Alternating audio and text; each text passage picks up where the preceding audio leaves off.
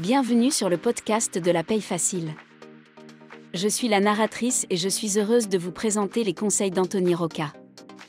Vous pouvez retrouver l'ensemble des conseils à l'adresse la-paye-facile.com. Vous pouvez aussi vous inscrire à la newsletter. La newsletter par mail vous offre tous les jours des conseils et des offres promotionnelles. Sans plus tarder, voici le sujet du jour. Le cycle de paye, comment le maîtriser ? Le cycle de paye correspond au cycle de travail du gestionnaire de paye. Tous les mois, le gestionnaire de paye suit un cycle pour produire les fiches de paye, traiter les charges sociales et produire les états de paye pour le service RH et la comptabilité. Qu'est-ce que le cycle de paye ? Le cycle de paye reprend toutes les opérations à suivre pour obtenir les résultats du traitement de la paye. Voici les résultats des traitements des opérations de paye. Les fiches de paye sur lesquelles sont indiquées la rémunération brute, la rémunération nette et les cotisations et contributions sociales. Les virements de salaire, paiement des salaires en chèque ou espèces. Les déclarations sociales nominatives mensuelles DSN qui correspondent au calcul et au paiement des cotisations et des contributions sociales. Les états de paye tels que le journal de paye, le tableau des charges et les opérations diverses comptables. Le reporting RH issu du logiciel de paye. C'est-à-dire les indicateurs utiles ou obligatoires reprenant les données sociales. Pour obtenir ces résultats du traitement de la paye, vous devez respecter le cycle de paye. En fait, vous devez procéder aux opérations de paye dans l'ordre et bien souvent suivant un planning de paye. Les opérations de paye. Les opérations de paye peuvent porter des noms différents et être plus ou moins détaillées ou automatisées en fonction du logiciel de paye et des outils présents dans l'entreprise. Mais pour faire la paye, vous devez réaliser ces opérations. Produire les fiches de paye et les distribuer. Calculer, contrôler les DSN, les envoyer sur NetEntreprise et vérifier les résultats. Sortir les états post-paye. Regardons de plus près chaque opération. Produire les fiches de paye et les distribuer.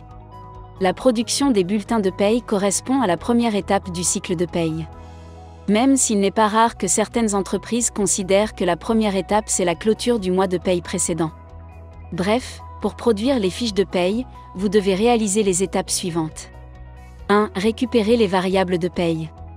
Vous devez commencer par obtenir les éléments variables de paye tels que les primes, les heures supplémentaires, les absences. Pour gagner du temps, vous pouvez utiliser une GTA. 2. Insérer les variables dans le logiciel de paye. Une fois que vous avez les informations de paye, vous devez les entrer dans le logiciel. Cela peut être automatisé ou la saisie peut être déportée au client ou au salarié. Comme toujours, cela dépend des outils et des processus du service paye. 3. Calculer les bulletins de paye. Rien de sorcier, une fois que vous avez inséré les variables, vous devez simplement calculer les paies. 4. Contrôler la paye. Une fois les fiches de paye calculées, il convient de vérifier les résultats. C'est le cœur du métier de gestionnaire de paye.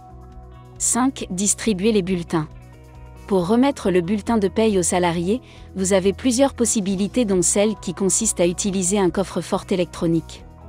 6. Enfin, il va sans dire qu'il vous faut produire le fichier de paiement des salaires. Ici l'opération la plus sensible consiste à savoir réaliser le contrôle de la paye. Une fois les bulletins de paye réalisés, le cycle de paye se poursuit par les DSN. La gestion de la DSN mensuelle. La DSN mensuelle est une norme qui permet de remplir les opérations déclaratives à l'aide d'une déclaration unique transmise une fois par mois sur un site internet uniquement appelé NetEntreprise. En faisant la DSN, vous calculez les charges présentes sur les bulletins de paye, vous transmettez le montant aux organismes sociaux et aussi le paiement de ces taxes. Ce fichier est calculé et issu du logiciel de paye. Même si le logiciel est bien paramétré, il convient de vérifier la DSN avant et après l'envoi. S'il y a des erreurs dans la DSN, vous devez la corriger. Cette étape est facile à gérer pourvu que vous sachiez comment fonctionne la DSN et comment paramétrer le logiciel de paye. Enfin, la dernière étape consiste à transmettre les états de paye aux services qui en ont le besoin. Dernière étape du cycle de paye, les états de paye. Beaucoup d'informations utiles sont issues du logiciel de paye. Il faut dire que le système produit des données sociales en continu.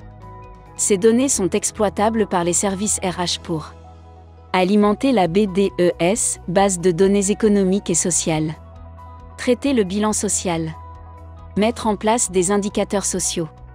Mais les informations de paye sont aussi utiles aux services comptables pour tenir la comptabilité de l'entreprise. C'est pourquoi, en fin de cycle de paye, vous devez transmettre les opérations diverses de paye et quelquefois sous format analytique. Comment maîtriser le cycle de paye quand on est débutant?